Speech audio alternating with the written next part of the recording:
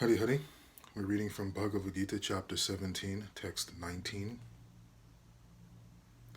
Penance performed out of foolishness, with self-torture, or to destroy or injure others is said to be in the mode of ignorance. We've all seen a child throw a temper tantrum. That is tapasya in the mode of ignorance.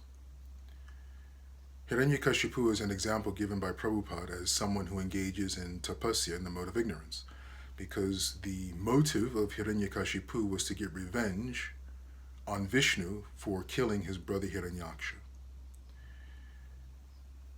The motive was impossible to achieve, to fulfill. It was based on revenge, it was based on anger, and that is what propelled him forward. That is tapasya in the mode of ignorance. It is similar to a temper tantrum of a child because the end result is pretty much the same. A child does not get what it wants, and it throws a temper tantrum. It throws itself on the floor and starts banging its head against the floor, trying to persuade or try to mitigate the fact that the feelings that it can't get what it wants. That's the exact same dynamic as tapasya in the mode of ignorance. We have the spectrum. We have self-sabotage. On the one hand, that is tapasya, austerities in the mode of ignorance, where we engage in we're upset, we are frustrated, there's resentment, and we're trying to deal with that. We're trying to get revenge for an issue or something that we can't, something's out of our control, and we engage in some type of foolish activity to mitigate those feelings of resentment, revenge, or whatever have you. But at the end result, it's self-sabotage because it does more harm to ourselves and others around us. That is the characteristic of activities or the nature of ignorance. Then further along, you have self-discipline, or essentially tapasya in the mode of passion. This can be characterized by the Durvasa Munis of the world, persons who have strong, deep material desires, but they want to accomplish it through some kind of tapasya to achieve some kind of, as Krishna says in the Bhagavad Gita, prestige, honor, and so on. And what do we know? It's neither stable or permanent, because it's not dealing with the issues of Atma, the soul, of who we really intrinsically are. So we have examples throughout Puranas of sages, munis, essentially having ups and downs in their so-called spiritual practices, where they do well for a period of time, they are then distracted by the copulation of two fish, and then they fall again.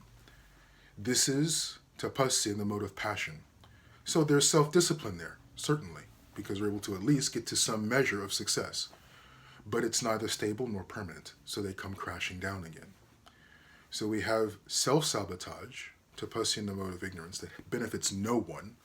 We have self-discipline, which creates or affords some measure of success temporarily, not permanent. But then we have tapasya in the mode of goodness, which is self-mastery. This is characterized by the Ambarish Maharajas of the world, where they're able to master what Krishna describes in the Bhagavad Gita and that we saw in the 3 verses before. Mastery of the mind, mastery of the words, and mastery of the body. In other words, what we do, how we spend our time, mastery of our senses. How we speak, with whom we speak, and what we do not speak, mastery of the power of speech. And mastery of the mind. And this is actually where it all begins, because it starts with our motivations. If our motivations have been purified, then that's going to determine whether or not we are in self-sabotaging mode, self-discipline mode to achieve something that is impermanent, or we are actually mastering our body, our mind, our intentions. So it actually starts with the mind. So the question is, how do we purify the mind so that it is able to, so the motivations do not drag us into ignorance, drag us into passion, where we actually can live a life of self-mastery. Why is self-mastery important? Let's talk about that. Without self-mastery, there's no possibility of love. It really is that simple. Self-mastery is the plowed field, the tilled garden bed, the fertilized field, the watered field that then allows for bhakti lata, the ability to love, to sprout and to grow. Without self-mastery, there's no possibility of love. That is why self-mastery is the beginning of our spiritual life. Self-mastery is the beginning of our devotional, the development of bhakti.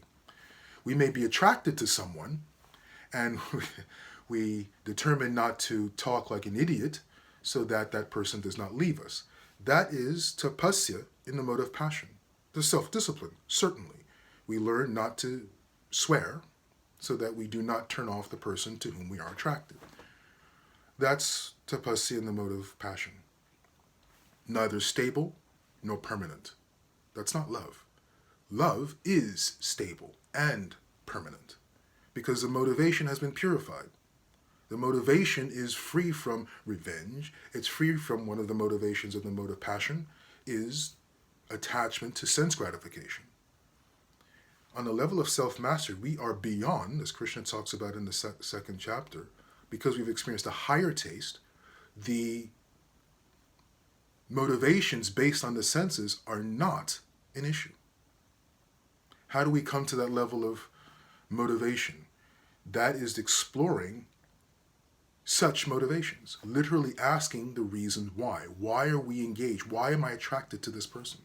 Why am I engaged in this activity? Why am I trying to chant 16 rounds a day? Ask that question. And I guarantee you, asking that question will, deeply asking that question, not in a theoretical sense, sit down and determine, why am I chanting 16 rounds every day? What is the deepest motivation that is driving me to doing it? Am I doing it because I want prestige? Am I doing it because my counselor told me that if I do not chant 16 rounds, I won't get initiated? What is your motivation for initiation? Deeply dive into those motivations. Ask the questions why of yourself. Then the chanting. I mean, chanting is always purifying. Don't stop chanting, of course. The purification that comes from chanting allows us to begin to have those queries of ourselves. That's where the purification of chanting is so important. It gives us the mental space that we're not immediately dragged by our senses. At least we can sit and for a moment ask ourselves questions. Why am I pursuing Diksha initiation? What trauma is pushing me towards Diksha initiation? Because there are. What aspirations are pushing me towards Diksha initiation? There are. What fears are pushing me in that direction? Ask yourself the question and really pursue where that going down the rabbit hole. And continue to chant. Because as we recognize motivations, we can purify them. The more we purify, the more we recognize. And before we know it, self-mastery, tapasya in the mode of goodness, is a foregone conclusion. Now we can begin the garden, the field is now being tilled, is being fertilized, is being watered. And we already know that the seed of bhakti is already within us. It's already within us. We just have to clear the weeds, plow the field, fertilize it, water it. That is tapasya in the mode of goodness. Hari Hari.